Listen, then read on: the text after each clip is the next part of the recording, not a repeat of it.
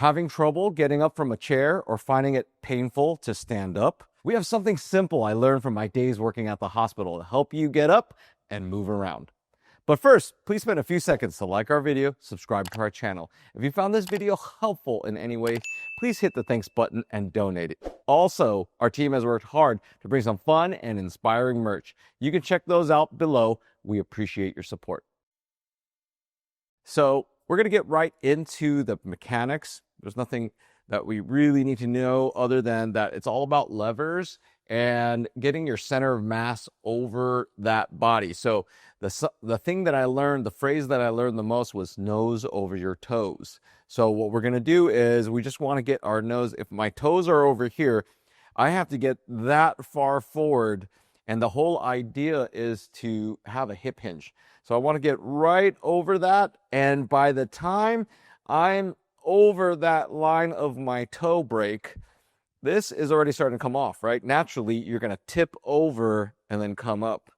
So that's kind of the thought process with this movement or this philosophy, is this nose over your toes. So if you got like the ability to hinge, you're going to hinge, get over there and up. And I'll do it. And when you sit back down, it's the same thing. You're going to hinge, nose over your toes, and make sure, obviously, you're on a stable surface. You can sit back down. So nose over toes, get up. And if you're on something unstable like this stool, you're just holding it there. You lean forward. A lot of people who've got back pain, all this monkey stuff, they actually are fearful of getting over their toes, or people afraid of falling. But this is really essential because it just plays off our biomechanics. And we're just going nose over your toes, that way and down. So that's just something to think about.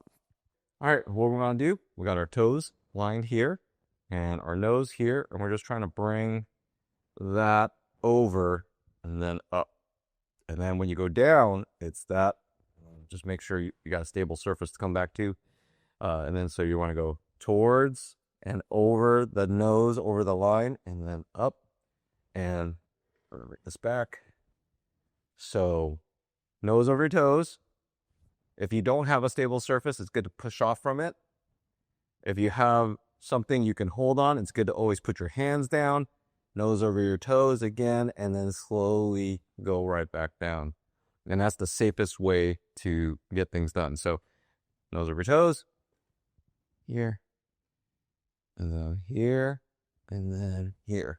We want a hip hinging motion, which is great. We want that motion. Some people actually need to get started like that. Some of the clients and the patients I had at the hospital really needed a little bit of rocking and some momentum. So they would kind of go this way and forward. A lot of them would get scared.